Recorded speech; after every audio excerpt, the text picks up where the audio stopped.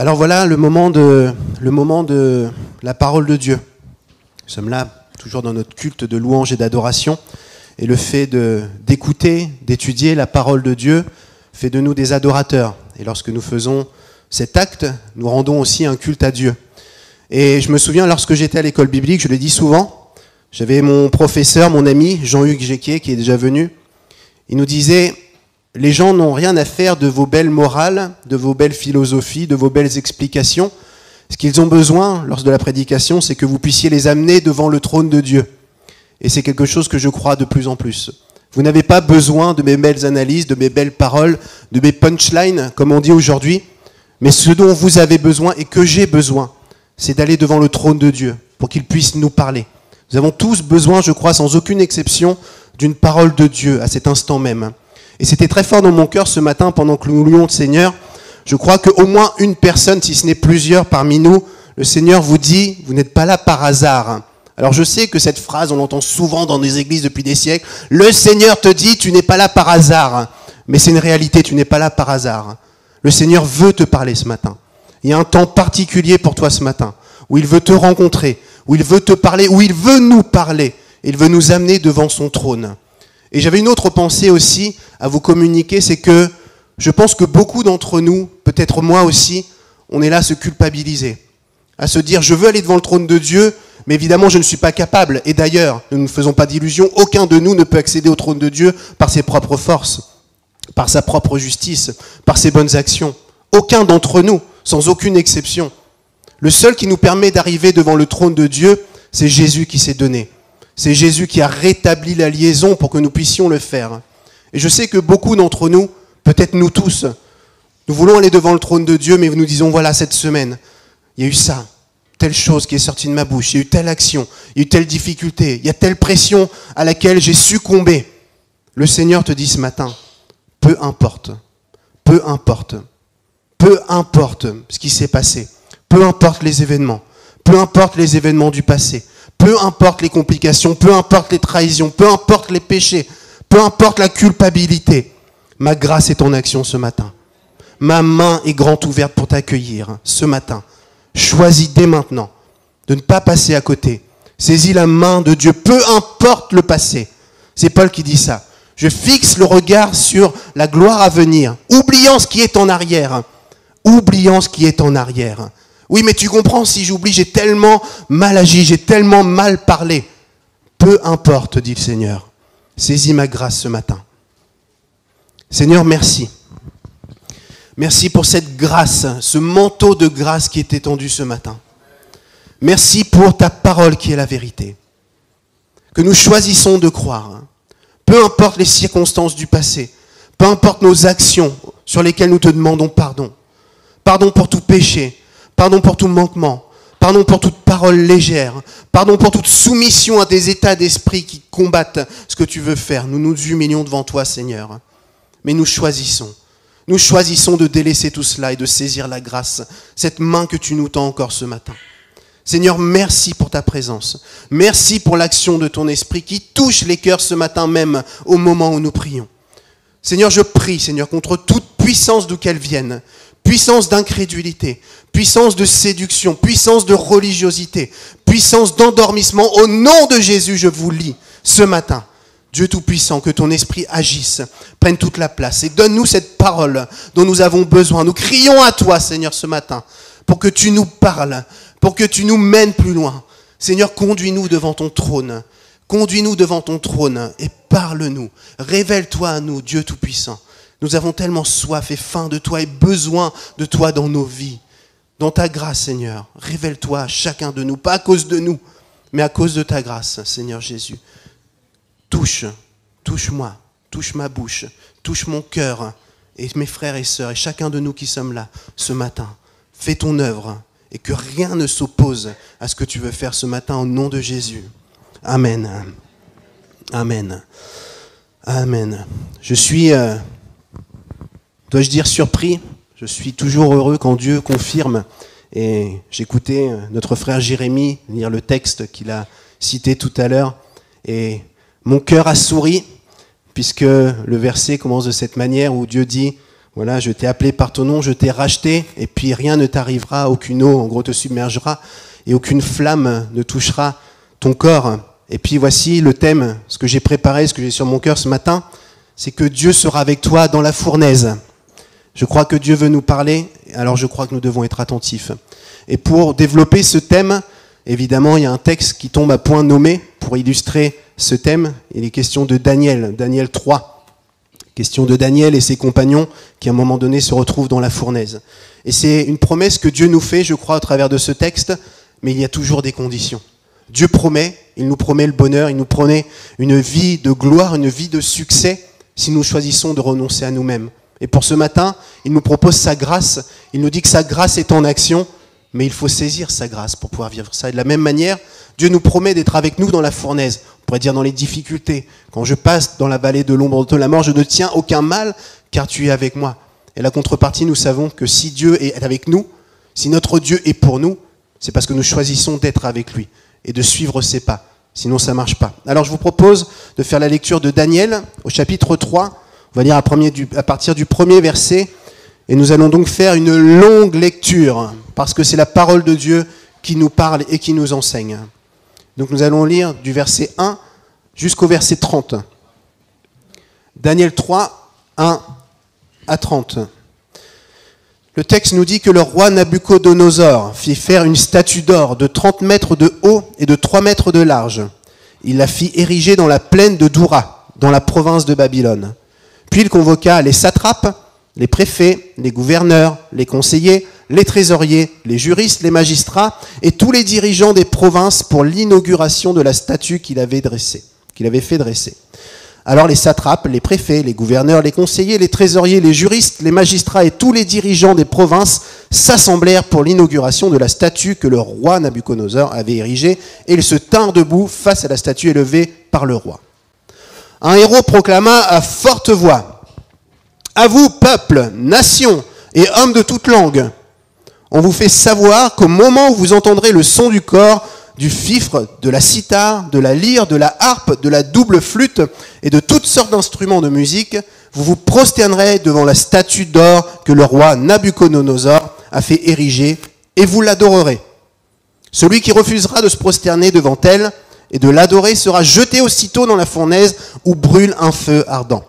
C'est pourquoi, au moment où tous les gens entendirent le son du cor, du fifre, de la cithare, de la lyre, de la harpe et de toutes sortes d'instruments de musique, ces hommes de tout peuple, de toute nation et de toute langue se prosternèrent et adorèrent la statue d'or que le roi Nabuchodonosor avait fait ériger. Sur ces entrefaits, certains astrologues vinrent porter des accusations contre les Juifs. Ils s'adressèrent au roi Nabuchodonosor et lui dirent « Que le roi vive éternellement !» Au roi, Sa Majesté a promulgué un édit ordonnant que tous les hommes se prosternent et adorent la statue d'or dès qu'ils entendraient le son du cor, du fifre, de la cithare, de la lyre, de la harpe, de la double flûte et de toutes sortes d'instruments de musique. Cet édit précise que quiconque refusera de se prosterner et d'adorer la statue sera jeté dans la fournaise où brûle un feu ardent. Or, il y a des hommes de Juda auxquels tu as confié l'administration de la province de Babylone, à savoir Shadrach, Meshach et Abednego. Ces hommes-là ne se t'ont pas obéis au roi. Ils n'adorent pas tes dieux et ne se prosternent pas devant la statue d'or que tu as fait ériger. Alors Nabuchodonosor s'irrita et entra dans une grande colère. Il ordonna de faire venir Shadrach, Meshach et Abednego. On les amena donc devant le roi. Celui-ci prit la parole et leur demanda : « Est-il vrai, Shadrach, Meshach et Abednego, que vous n'adorez pas mes dieux et que vous ne prosternez pas devant la statue d'or que j'ai érigée ? Maintenant êtes-vous prêts au moment où vous entendrez le son du cor, du fifre, de la cithare, de la lyre, de la harpe, de la double flûte et de toutes sortes d'instruments de musique à vous prosterner et adorer la statue que j'ai faite ? Si vous refusez de l'adorer, vous serez jetés aussitôt dans la fournaise où brûle un feu ardent. Et quel est le Dieu qui pourrait alors vous délivrer de mes mains ? Shadrach, Meshach et Abednego répondirent au roi : « Ô Nabuchodonosor, il n'est pas nécessaire de te répondre sur ce point. Si nous sommes jetés dans la fournaise où brûle un feu ardent, notre Dieu que nous servons peut nous en délivrer, ainsi que de tes mains, ô roi. Mais même s'il ne le fait pas, sache bien, ô roi, que nous n'adorerons pas tes dieux et que nous ne nous prosternerons pas devant la statue d'or que tu as fait ériger. Alors Nabuchodonosor fut rempli de fureur contre Shadrach, Meshach et Abednego, et son visage devint blême. Il reprit la parole et ordonna de chauffer la fournaise 7 fois plus que d'habitude. Puis il commanda à quelques soldats vigoureux de sa garde de ligoter solidement Shadrach, Meshach et Abednego et de les jeter dans la fournaise ardemment chauffée. Aussitôt, les 3 hommes furent ligotés, tous habillés avec leurs pantalons, leurs tuniques et leurs turbans, et jetés dans la fournaise où brûlait un feu ardent. Mais comme sur l'ordre du roi, on avait fait chauffer la fournaise au maximum, les flammes qui en jaillissaient firent périr les soldats qui avaient jeté Shadrach, Meshach et Abednego. Quant à Shadrach, Meshach et Abednego, ils tombèrent tous les 3 ligotés au milieu de la fournaise où brûlait un feu ardent. C'est alors que le roi Nabuchodonosor fut saisi de stupeur. Il se leva précipitamment et s'adressant à ses conseillers, il demanda « N'avons-nous pas jeté 3 hommes, tous ligotés dans le feu ?» Et il répondit au roi « Bien sûr, majesté. » Eh bien, reprit le roi, « Je vois 4 hommes sans lien qui marchent au milieu du feu sans subir aucun dommage corporel, et le 4e a l'aspect d'un fils des dieux. » Puis Nabuchodonosor s'approcha de la porte de la fournaise où brûlait un feu ardent et se mit à crier « Shadrach, Meshach et Abednego, serviteurs du Dieu très haut, sortez de là et venez ici !» Alors Shadrach, Meshach et Abednego sortirent du milieu du feu. Les satrapes, les préfets, les gouverneurs et les conseillers du roi se rassemblèrent pour examiner ces hommes. Ils constatèrent que le feu n'avait eu aucun effet sur leur corps, qu'aucun cheveu de leur tête n'avait été brûlé, que leurs vêtements n'avaient pas été endommagés et qu'ils ne sentaient même pas l'odeur du feu. Alors Nabuchodonosor s'écria « Loué soit le Dieu de Shadrach, de Meshach et d'Abednego, qui a envoyé son ange pour délivrer ses serviteurs qui sont confiés en lui et qui ont obéi à mon ordre. Ils ont préféré risquer leur vie plutôt que de se prosterner et d'adorer un autre Dieu que le leur. Voici donc ce que je décrète. Tout homme, de quelque peuple, nation ou langue qu'il soit, qu'il parlera d'une manière irrespectueuse du Dieu de Shadrach, de Meshach et d'Abednego sera mis en pièces et sa maison sera réduite en un tas de décombres. Parce qu'il n'existe pas d'autre Dieu qui puisse sauver ainsi les hommes. » Ensuite, le roi fit prospérer Shadrach, Meshach et Abednego dans la province de Babylone. Amen. Merveilleux texte, magnifique texte qui nous montre la puissance de Dieu, la capacité de Dieu, l'amour de Dieu et la fidélité de Dieu envers ceux qui le servent. Dans ce texte, on voit plusieurs choses, mais on voit notamment 2 camps qui s'affrontent. Le camp de ceux qui sont fidèles à Dieu, qui aiment Dieu, qui sont soumis à Dieu et qui choisissent malgré les pressions, malgré les difficultés, malgré les menaces, de rester fidèles au commandement de Dieu qui est de ne pas se souiller à adorer d'autres idoles que Dieu. Ça, c'est le premier camp. Et l'autre camp, c'est le camp de ceux qui ne servent pas Dieu. On pourrait s'arrêter là, mais si on s'arrête là, on risque de passer peut-être à côté d'un élément qui pourrait nous manquer. Vous avez remarqué qu'il y a 2 camps et qu'il n'y en a pas 3.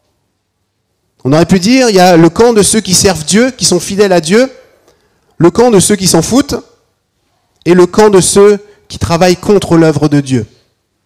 Mais la réalité, selon ce que nous dit la Bible, c'est qu'il n'y a pas 3 camps, ni à cette époque-là, ni même aujourd'hui. Il faut que nous puissions réfléchir à ça même, nous, en tant que chrétiens. La vérité, c'est que soit je sers Dieu, soit je sers d'autres intérêts qui vont combattre même l'œuvre de Dieu. Il ne faut pas nous mentir, il faut que nous soyons l'esprit ouvert sur cette réalité. Nous pensons des fois qu'on peut être neutre, ne pas servir Dieu, mais ne pas servir les intérêts qui sont contre Dieu, en l'occurrence les puissances démoniaques et les plans du diable. Mais la vérité, la parole de Dieu est la vérité, n'est-ce pas? La vérité, c'est qu'il n'y a pas de camp neutre. C'est soit je sers Dieu et je suis au bénéfice de l'œuvre de Dieu, soit je sers d'autres intérêts qui vont me nuire et combattre même l'œuvre de Dieu, ce que Dieu voudrait faire en moi, au travers de moi et envers les autres.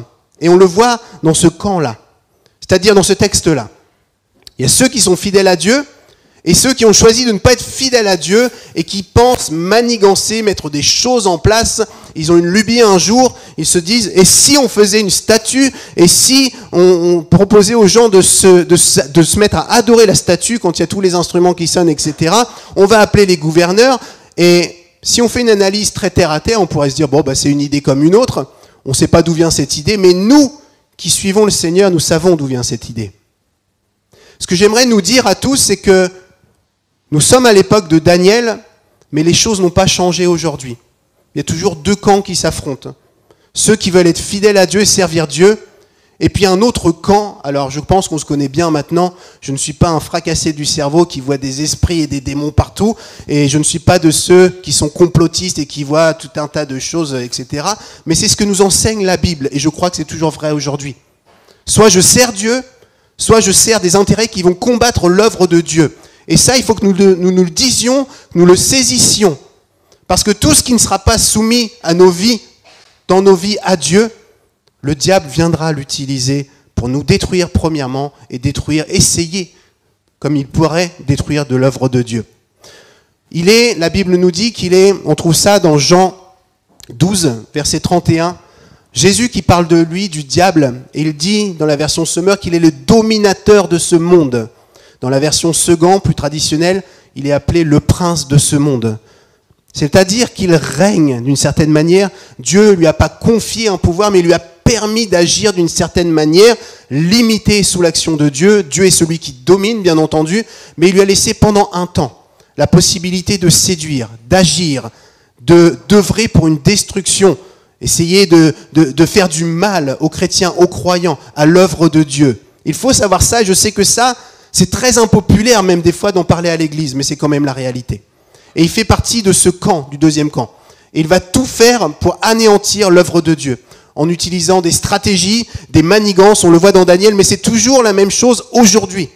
Et il va chercher à nous induire en erreur, il va chercher à nous séduire, il va chercher à nous amener à faire des actes qui combattent l'œuvre de Dieu.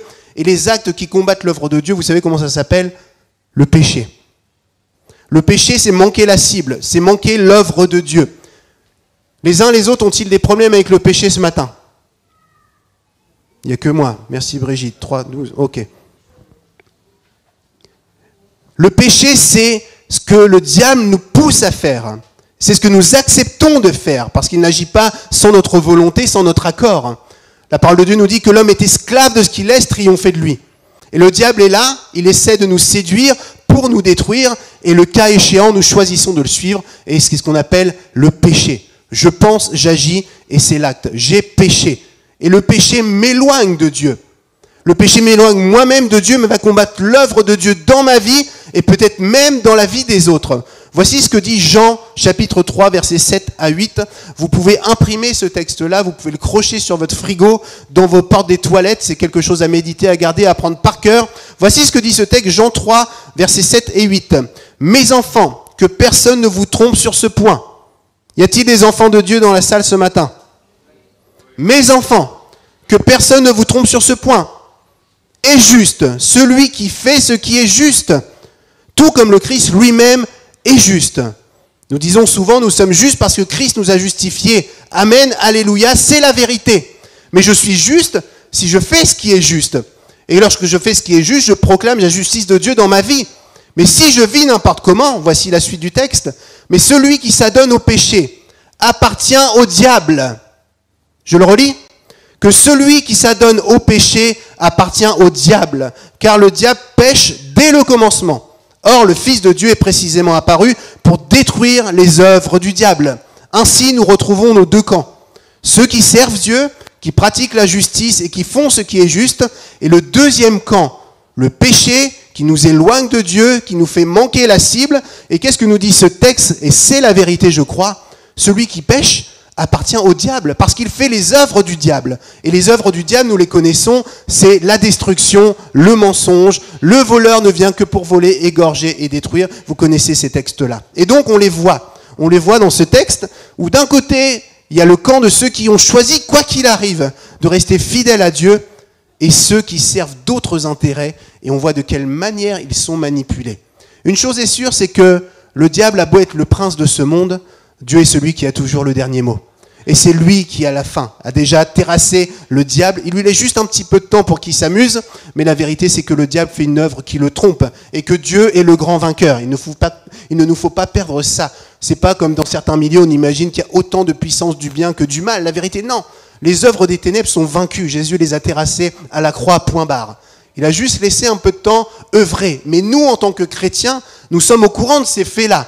Alors notre conscience doit être aiguisée. Nous devons être attentifs pour ne pas nous laisser soumettre à ces choses-là. Parce que Dieu nous promet d'être avec nous, mais si nous sommes avec nous. Il y a donc ces deux puissances, ces deux camps. Aujourd'hui, retenez ça mes frères et sœurs, il n'y a pas de milieu, il n'y a pas de purgatoire, il n'y a pas de camp neutre, ça n'existe pas dans le monde spirituel. Soit tu sers Dieu, soit tu ne sers pas Dieu et tu agis même contre lui. Alors c'est notre responsabilité, notre devoir pour nous-mêmes déjà. Parce que chaque aspect de notre vie qui n'est pas soumis à Dieu, le diable utilisera tôt ou tard. Vous connaissez ce que Judas a expérimenté. J'ai déjà prêché plusieurs fois sur ce texte-là, où il nous a dit qu'à un moment donné, Satan s'empara de lui. Et pourtant, Judas, on pourrait dire c'était le bon chrétien, qui allait à l'église, qui allait à l'église, qui suivait le Seigneur Jésus, qui avait reçu la même onction que les autres. Jésus l'avait mandaté comme les autres pour aller dans le monde, pour chasser les démons, pour faire l'œuvre de Jésus. On aurait pu dire c'est un super chrétien. Mais il y avait des aspects de sa vie qui n'avaient pas livré à Dieu. Alors le diable, à un moment donné, demande ses comptes. Il vient réclamer. Et il viendra pas combattre l'œuvre de Dieu parce que Dieu est souverain. Et puis ça a servi Dieu, c'est le fait qu'il l'ait trahi. Et ça a pu permettre à ce que Jésus donne sa vie pour nous. Mais voilà ce qui se passe dans nos vies. Toutes les choses auxquelles je me soumets, où je dis oui, je capitule. C'est un droit que l'ennemi a dans ma vie.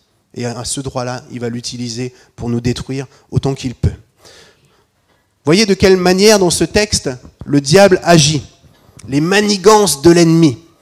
Vous savez, il n'y a rien de nouveau. Et malgré qu'il n'y a rien de nouveau, on se fait souvent avoir.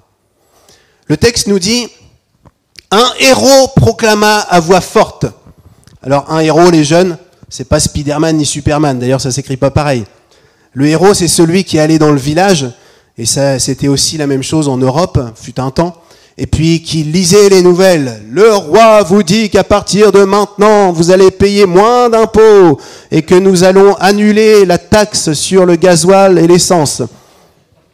C'était le journal de 20 heures de l'époque, le héros. Ok ? Et donc, le héros dit d'une voix forte. Et moi, c'est ce qui m'interpelle. C'est effectivement la manière d'agir des puissances démoniaques, des puissances séductrices et toutes ces puissances qui œuvrent contre l'œuvre de Dieu. Il parle d'une voix forte pour inonder l'espace, pour qu'on n'entende pas autre chose. Il parle d'une voix forte pour nous impressionner. Il parle d'une voix forte pour qu'on n'entende que et qu'on ne puisse pas dire autre chose. Ils aboient, ils crient, ils hurlent, ils impressionnent et ils donnent une sentence. Il dit à voix forte, vous avez intérêt de vous prosterner parce que sinon vous allez mourir. Le roi vous mettra à mort. Et vous savez, aujourd'hui on est dans un pays qui est libre, n'est-ce pas? Et on bénit le Seigneur pour ça. En tout cas, il y a une certaine forme de liberté jusqu'à ce qu'elle ne soit plus là du tout. Mais je crois que le diable agit toujours de la même manière et même au travers de notre société. Vous vous souvenez, deux camps, un qui sert Dieu et ceux qui ne servent pas Dieu peuvent lutter contre les intérêts de Dieu. Et aujourd'hui, des héros, avec cet orthographe-là, dans notre société, il y en a plein. Les médias, les politiques, ou pour tout un tas de choses, on nous dit, vous ne devez pas penser, ou plutôt, vous devez pouvoir penser comme ça maintenant. Et ils nous le disent à voix forte. Ils nous disent, la laïcité, et moi je précise que je suis profondément laïque, qui laisse la possibilité aux gens de croire ou de ne pas croire, de pouvoir vivre leur foi ou de ne pas vivre leur foi, tout simplement. Donc nous sommes dans un pays de liberté et la laïcité, c'est ça. La laïcité, c'est pas tu fermes ta bouche parce qu'on est dans un pays laïque, alors tu parles surtout pas de Dieu. Ça, c'est une laïcité qui est dévoyée. Mais la laïcité, c'est que je peux dire ce que je crois dans mon espace privé, bien entendu, mais pourquoi pas aussi dans la mesure où je respecte aussi les uns et les autres, où je ne fais pas de prosélytisme, où je laisse les autres croire ou ne pas croire, pourquoi pas aussi le faire dans la rue, dans la société. Parce que le problème, c'est qu'aujourd'hui, les héros qui parlent à voix forte nous disent « Taisez-vous, vous n'avez pas le droit de parler votre Dieu ». Mais nous, on ne se cache pas, on ne se prive pas pour vous communiquer des doctrines qui vont vous détruire. Il y a des héros qui nous parlent et on nous dit « T'as intérêt d'écouter, sinon tu vas mourir ». Ou alors, nous en France, on va en prison, ou on va avoir des problèmes. Et on devrait écouter ça sans rien dire. C'est valable pour toutes les tendances qui sont autour de nous, mais c'est valable aussi dans nos vies. Vous savez que le diable vient nous parler, on a parlé de frayeur, de peur et de choses comme ça, mais ça agit de la même manière. Ces voix qui sont là, et ça parle fort et on n'entend plus que ça. Et la vérité, c'est que nous, en tant qu'Église, on a des choses à dire. Et j'aimerais juste dire quelque chose, que ces voix qui font du bruit, nous avons la possibilité de le faire correctement. Et je crois que souvent, en tant qu'Église, on a tendu le bâton pour se faire battre parce qu'on n'a pas combattu des bons combats ou pas des combats que Dieu voulait mener. Mais l'Église a un rôle et doit aussi parler fort et dire ce que déclare la parole de Dieu. Et ce que je remarque de plus en plus, c'est que des héros nous menacent, font du bruit et on entend de moins en moins l'Église. J'ai bien aimé le pape. Vous avez vu le pape à Marseille, là ? Alors moi, j'ai bien aimé... alors il peut se permettre parce qu'il est pape, n'est-ce pas ? Il peut dire des choses qui ne rentrent pas dans le cadre. Et j'ai bien aimé ce qu'il a dit, en tout cas. Et ça va à l'encontre, justement, des voix qui sont autour de nous. Ça va à l'encontre des voix qui nous poussent les uns contre les autres, qui nous poussent à nous menacer, à nous rejeter, etc., etc. Et pour moi, pas tout, mais une bonne partie de ce qu'il a pu dire, c'est plein de bon sens biblique. Et j'ai aimé qu'il prenne la parole et qu'il puisse le dire, même si vous avez vu notre président qui a applaudi du bout des doigts, comme ça.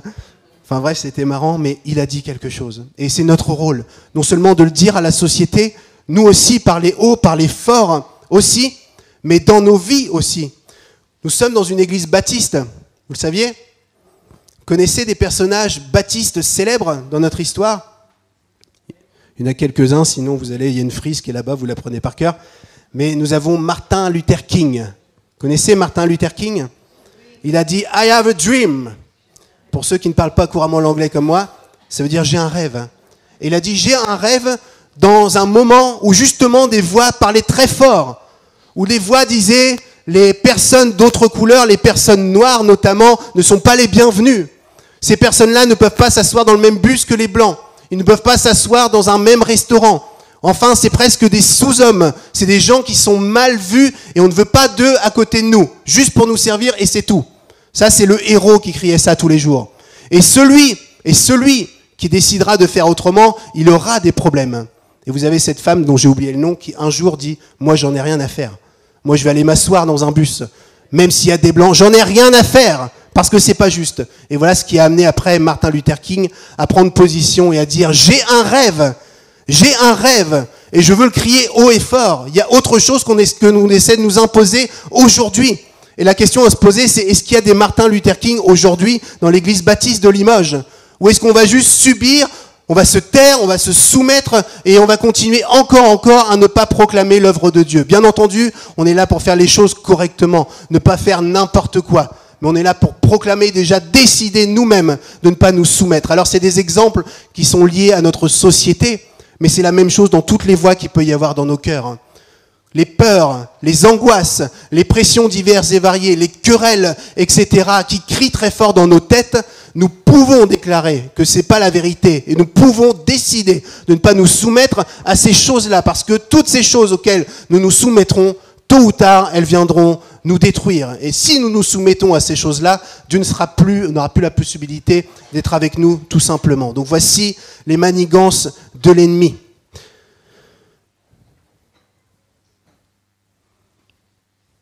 Et je vous laisse en référence un texte que vous lirez à la maison dans 1 Corinthiens, chapitre 6, verset 9. Lorsque j'ai parlé de l'homosexualité, ce texte en parle, mais il parle aussi des débauchés, des idolâtres, des adultères, des pervers, des voleurs, des avares, etc. et les ivrognes. Et donc vous verrez que du coup, le problème, c'est pas un type de personne, mais c'est le péché qui détruit tout simplement. Et que le péché, d'une manière générale, quel qu'il soit, parce qu'il n'y a pas de petit ou de gros péché, c'est le fruit de la chute de l'homme. Le péché est entré dans l'humanité quand l'homme a décidé d'écouter une autre voix, quelle que soit la forme du péché. Donc il n'y a pas de petit, il n'y a pas de grand péché. Il y a des péchés qui ont plus de conséquences que les autres, tout simplement. Mais Dieu est plus grand que le poids de notre péché. C'est ce qu'il faut retenir. Et que Dieu accueille le pécheur qui se repent. Dieu est celui qui a les bras grands ouverts. Peu importe ta vie, c'est ce que nous avons vu tout à l'heure, peu importe ce qui s'est passé avant, peu importe tes actes, peu importe tes tendances, et parce qu'on peut avoir plusieurs tendances, Dieu t'accepte si tu es repentant. La question à se poser, c'est, face à ces confrontations, vous avez remarqué comment ça se passe dans le texte, il déclare une voix, il déclare une loi. La voix crie très fort, parle très fort. Et puis, il y a ceux qui décident de suivre Dieu, qui ne vont pas se renier, qui ne vont pas capituler. On pourrait se poser la question, j'ai lu toute cette semaine ce livre de Daniel, et je dois vous dire que je me sens bien petit à côté de Daniel. Et je repassais évidemment toutes les... que je garderai pour moi, bien entendu, hein. Je ne vais pas vous donner mes scoops, mais tous les aspects de ma vie où j'ai pu capituler. J'ai pu dire, allez Julien, tais-toi, après tout, etc. Et je pense que 100% d'entre nous sommes concernés, n'est-ce pas? Mais eux ont décidé, quoi qu'il arrive, nous serons fidèles à Dieu. Ils ont pris cette position dans leur cœur, et vous avez remarqué qu'ils ne font pas forcément de bruit d'ailleurs. Ils n'ont rien changé à leurs habitudes. Et c'est là où on peut réfléchir aussi. Ils n'ont pas changé leurs habitudes. Ce qu'ils étaient en train de vivre, ils le vivaient déjà avant. Vous avez déjà pensé à la persécution qui viendra un jour, aux souffrances que nous pourrions éventuellement vivre. D'ailleurs, je pense qu'on est dans la plus grande persécution qu'on n'a jamais eu lieu aujourd'hui. Une persécution passive qui endort l'Église dans un matérialisme, dans un bien-être, où on est bien ensemble, on a des beaux locaux, mais on ne fera absolument rien. Mais voilà. Enfin bref, si persécution devait y avoir dans notre pays ou ailleurs, et qu'on m'oblige à renier ma foi, tous les jours d'ailleurs, on nous oblige à renier notre foi sous les différentes formes que j'ai pu évoquer un peu en quelques parties, est-ce que je suis de celui qui va tenir position, qui va dire non, je resterai fidèle à ce que Dieu me demande? Moi je dois vous dire la vérité, c'est que souvent, en tout cas jusqu'à aujourd'hui, et que Dieu me fasse grâce, mais j'ai souvent capitulé en disant ok, je dois me taire, je dois rien dire, je dois pas agir, je me soumettre à ces choses-là. Alors évidemment, on ne se dit jamais comme ça. C'est les événements qui nous prennent, et puis à un moment donné, on ouvre les yeux. Mais eux ont décidé de ne pas se soumettre. Ils avaient l'habitude de le faire. Et j'aimerais juste vous dire cela. C'est que les habitudes que vous ne prenez pas aujourd'hui, ce n'est pas quand les temps seront difficiles que vous pourrez les prendre. Ce sera trop tard. Eux, ils avaient l'habitude de louer et d'adorer leur Dieu de cette manière-là. C'était un mode de vie. C'était un acte précieux dans leur vie. C'était eux, tout simplement. Et ce que tu ne vis pas aujourd'hui, ce que tu n'es pas aujourd'hui, ce que tu ne choisis pas de vivre aujourd'hui, c'est pas dans les moments difficiles que ça arrivera, où Dieu te fera grâce, et puis les lions arriveront et tu pourras affronter les lions, ça c'est pas vrai. Si aujourd'hui tu ne construis pas, quand les temps difficiles viendront, tu diras oui tout de suite, et tu capituleras. Ça c'est la vérité, il ne faut pas se mentir. D'ailleurs, on a un bon exemple que j'ai cité souvent, c'est lors du Covid, sans aucune accusation pour qui que ce soit. Et on a tous tremblé, en tout cas les premières semaines lorsque le Covid est arrivé. On s'est dit qu'est-ce qui se passe, c'est la fin du monde.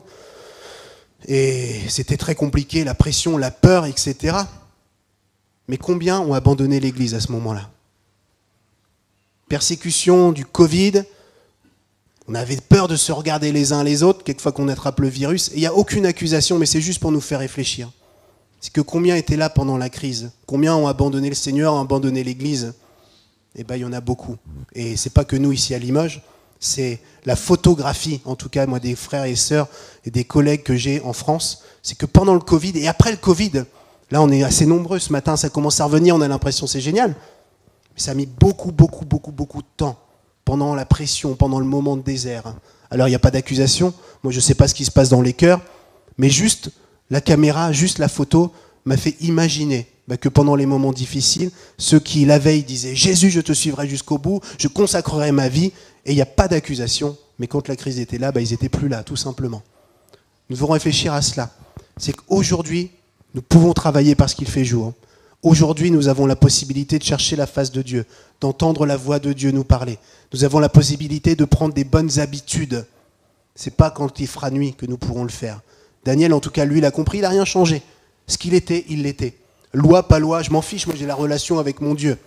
Et vous voyez de quelle manière le diable continue d'agir. D'abord, le roi a une idée, on sait d'où c'est inspiré. Il appelle ses ministres, ses satrapes et compagnie, pour leur dire à partir de maintenant on va faire comme ça. Et dans ce texte, ce qui m'a interpellé, c'est que sur ces entrefaits, au verset 8, certains astrologues, c'est les astrologues qui viennent voir le roi, c'est ceux qui manigancent avec les puissances. C'est ceux qui ont un rôle un peu occulte. C'est eux qui viennent voir le roi et qui lui disent « Ô roi !» Connaissez Peter Pan, le serpent, là? Avec « Ô roi !» Es-tu au courant de ce qui se passe là? Es-tu au courant que dans telle église évangélique, ils ont dit telle chose dimanche? Es-tu au courant qu'ils ont réfléchi au fait de rester fidèle à Dieu quoi qu'il arrive? Même si le héros crie fort. As-tu entendu ça? Et as-tu vu tous ces gens qui ont pris position à la fin du message pour dire qu'ils resteront jusqu'au bout fidèles à Dieu, qu'ils décideront de ne pas se corrompre? Et tu avais dit, tu te rappelles, que s'ils ne se prosternaient pas devant l'idole, devant la statue, tu les mettrais à mort. Tu te rappelles que tu as dit ça? C'est les astrologues qui font ça. Je crois que dans notre société, il y a plein d'astrologues. Qu'est-ce qui conduit notre société? Et je le répète, je ne suis pas complotiste, je ne vois pas des démons partout, ni des francs-maçons, vous savez, on les conjugue à toutes les sauces, mais il y a évidemment des lobbies inspirés par les ténèbres qui dirigent notre pays, qui dirigent la manière dont on doit aller et qui essaient d'influencer les directions dans lesquelles on va. Vous avez discuté avec Steven et Emily cette semaine, vous avez certainement vu certains reportages sur des églises, sur des églises évangéliques. Il y a eu un reportage sur Hillsong, notamment. Et ce qui est dramatique, c'est que, sans aucune accusation encore, Dieu est un Dieu de grâce, et que celui qui se croit debout prenne garde de tomber, mais que malheureusement, des fois, l'Église a tendu le bâton pour se faire battre, et que les faits qui sont dénoncés sont la vérité, et c'est juste terrible. Mais, souvent, pour dire dans la majorité des cas, l'Église est critiquée, rabaissée. On dit, voyez de quelle manière ils agissent, et la vérité, c'est que c'est pas vrai. Mais voyez toutes ces tendances qui sont en train de monter. On a des choses à dire, frères et sœurs. On n'est pas obligé de se soumettre. Et peut-être que des fois, plutôt que dire, on devrait un peu être comme ce Daniel. Vous avez remarqué que le roi a promulgué, il n'a pas dit « à partir de maintenant, c'est la grève, je refuse ». Il a juste été ce qu'il était. Mais il a refusé de se soumettre. Alors les astrologues arrivent, et puis voici que le roi, du coup, face à l'évidence, mais parce qu'il était un peu énervé, c'est ce que nous dit le texte, il les attrape et les met dans la fournaise. Et ce que nous révèle le texte, c'est que dans la fournaise, qui est chauffée 7 fois plus que d'habitude, tellement chauffée que même les gros gaillards qu'il a employés pour pouvoir les jeter dans cette fournaise, ils sont tués sur le coup. Ok ? Et voici que les compagnons, Daniel et ses compagnons, sont jetés dans la fournaise et qu'il ne leur arrive rien. Ça, c'est un message prophétique que nous dit le Seigneur, je crois, pour nous, Église de Limoges. Il y a des pressions, il y a des atmosphères bizarres, il y a des choses compliquées, il y a des choses qui nous font peur même. Je disais, aujourd'hui, on devrait même des fois se censurer dans ce qu'on dit à l'Église, parce qu'il y a des choses qui ne sont pas politiquement correctes, qui vont à l'encontre de certains états d'esprit qui sont autour de nous et qui voudraient nous faire taire. Évidemment, nous ne sommes pas là pour provoquer, nous ne sommes pas là pour faire les marioles ou pour développer des combats politiques. On est juste là pour proclamer la parole de Dieu, mais dans tous ses aspects. Mais je rappelle qu'un des commandements de la parole de Dieu, c'est de s'aimer les uns et les autres. Et je le rappelle encore, chaque personne, quelle que soit sa tendance, son péché, est bienvenue à l'Église, vraiment. Et personne ne vous rejettera. Tout le monde vous accueillera et choisira de vous aimer. Mais on ne cautionnera jamais ce que Dieu appelle péché dans votre vie. On ne vous dira jamais c'est pas grave ou c'est bien. On vous aidera. Si le cœur vous en dit, on vous accompagnera pour que vous puissiez marcher dans une vie qui plaît à Dieu, ça c'est sûr. On ne vous condamnera pas, on ne vous rejettera pas. On vous acceptera comme Jésus a accepté chaque pécheur dans sa vie sur terre. La femme adultère, relisez les évangiles, vous allez voir que tous ceux qui avaient des péchés ont pu accéder à Jésus, excepté les religieux. Excepté les religieux qui, eux, restaient sur leur faire-valoir, sur leur propre justice. Mais tous ceux qui s'approchaient de Dieu avec un cœur repentant, avec des craintes, avec des dilemmes en eux. Jésus, je suis comme ça. J'ai besoin d'aide, je ne sais pas faire comment autrement. Jésus les a acceptés. Nous sommes le reflet de Jésus. L'Église est l'œuvre de Jésus. Alors, il y a des temps, des pressions qui sont là. Et puis, je parle de tensions, de pressions socio-politiques, mais c'est évidemment le cas aussi pour nous à l'intérieur. Toutes ces pressions qui sont là, la pression du passé, le poids du péché dans nos vies, les craintes, les peurs, les angoisses, tout ce qui est là, et qui prend place et qui fait du bruit, nous pouvons décider de ne pas nous soumettre à cela. Nous pouvons dire, quoi qu'il arrive, je resterai un enfant de Dieu. Dieu ne m'a pas donné un esprit de peur, mais de force, de sagesse, et de le proclamer. J'ai vécu ces moments-là, je vous en ai souvent parlé, où je me levais le matin, l'angoisse était là, où il n'y avait plus envie de rien. Et Dieu, dans sa grâce, a permis que je puisse sortir de cela. Comment ? En réalisant qui j'étais en lui, en proclamant la vérité de Dieu, en décidant de ne pas me soumettre à la morosité de mon cœur. Des voix parlaient dans ma vie, des voix fortes. J'ai décidé de rester fidèle à Dieu parce que c'était le mieux pour moi. Et dans ces moments-là, c'est là que Dieu a pu se révéler à moi. C'est ce qu'on voit dans ce texte. Ils le mettent dans la fournaise. Ils mettent les amis de Daniel, les amis et Daniel dans la fournaise. Et voilà qu'ils étaient 3, et puis qu'il y a un autre qui arrive. Et voici même qu'ils sont dans la fournaise, ceux qui les ont mis ont brûlé. Et c'est là que nous voyons que le diable fait une œuvre qui le trompe. Eux, ils ont brûlé, mais eux, au cœur de la fournaise, leur peau, leur poil, rien n'avait brûlé. Ils ne sentaient pas l'odeur du feu. Dit autrement, ils ne sentaient pas le cochon grillé. Et voici qu'ils étaient 3, et puis qu'il y avait un personnage avec le visage d'un Dieu. J'ai réfléchi à ce texte-là, et je me suis dit, nous avons la possibilité, d'une certaine manière, de voir Dieu face à face. Nous le chantons des fois dans nos chants. D'ailleurs, pour être vrai, j'ai jamais vu Dieu face à face, physiquement. J'ai senti quelques-uns de ses attributs, sa paix, sa joie, son amour, sa capacité dans certains aspects, mais vu face à face, je ne l'ai jamais vu. Mais ce que nous dit la Bible, c'est que Jésus rend toutes choses possibles. Mais à cette époque-là, dans l'Ancien Testament, il y en a un qui a essayé, c'est Moïse. Et Moïse, il était très proche de Dieu, une relation privilégiée avec Dieu. Et puis à un moment donné, il dit, mais j'aimerais voir ta face. J'aimerais te voir face à face. Et Dieu lui dira, mais tu rêves. Tu rêves. Vous savez ce qu'il dit ? On trouve ça, j'ai noté la référence dans Exode, au chapitre 33, versets 19 et 20. Et Dieu lui répondit, « C'est ma bonté tout entière que je veux te montrer, et je proclamerai devant toi qui je suis. Je ferai grâce à ceux qui veulent faire grâce, j'aurai pitié de qui je veux avoir pitié, mais tu ne pourras pas voir ma face, car nul homme ne peut me voir et demeurer en vie. Personne ne peut me voir et garder la vie. » Alors j'ai réfléchi à ce texte où Daniel est dans l'Ancien Testament. Jésus n'a pas eu encore la possibilité d'amener l'humanité à sa suite. Et pourtant, il y a quelqu'un qui est dans le feu à côté d'eux. Qui c'est ce personnage ? Est-ce que c'est un ange ? Est-ce que c'est une préfiguration de Jésus ? Et dans ce cas-là, on a l'impression qu'ils sont quand même très proches. On pourrait se poser la même question pour Jacob. Jacob qui lutte avec l'ange de l'Éternel, certainement une préfiguration de Jésus. Et on se dit, dans ce cas-là, pourquoi est-ce qu'ils ne sont pas morts s'ils ont vu Jésus ou Dieu face à face ?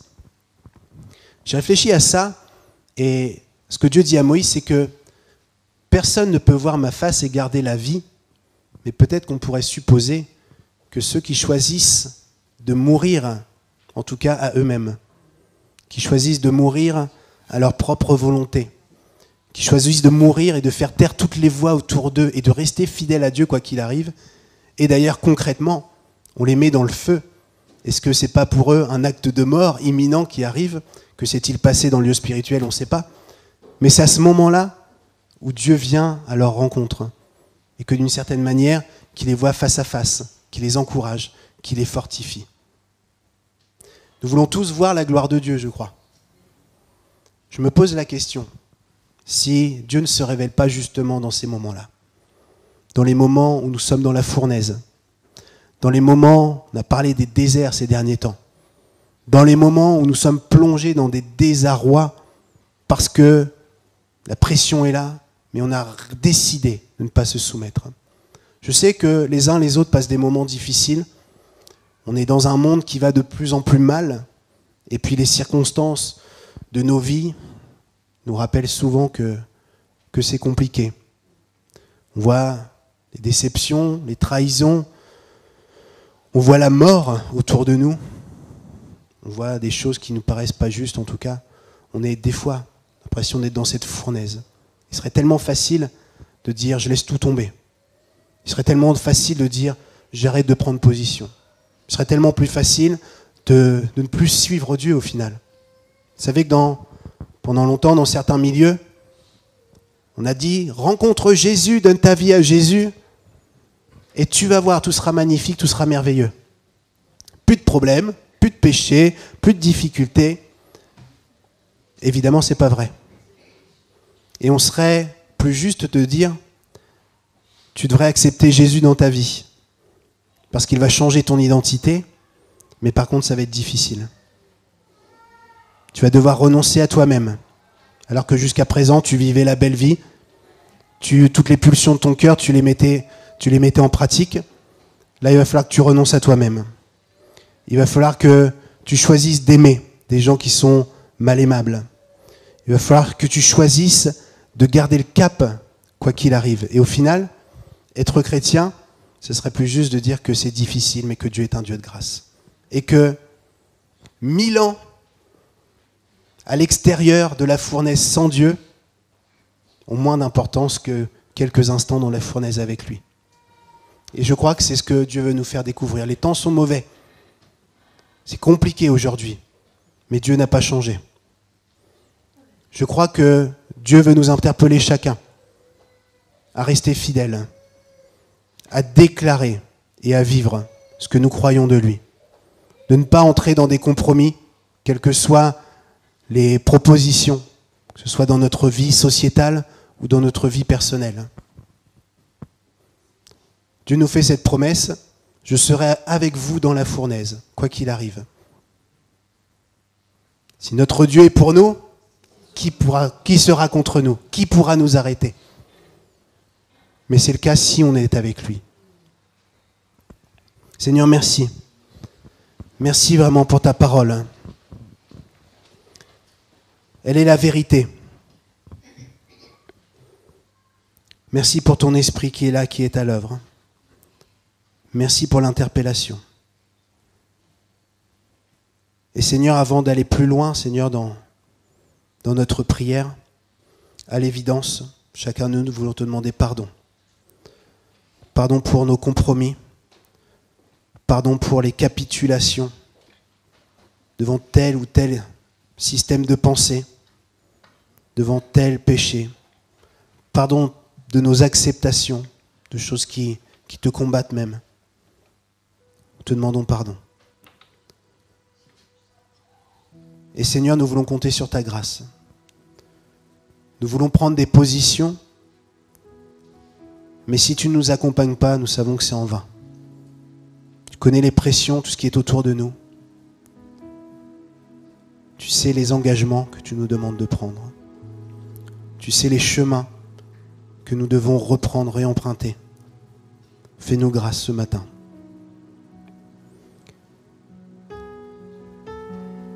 Que ton esprit nous parle, malgré peut-être des expressions maladroites ce matin. Continue de parler au cœur. Fais grâce.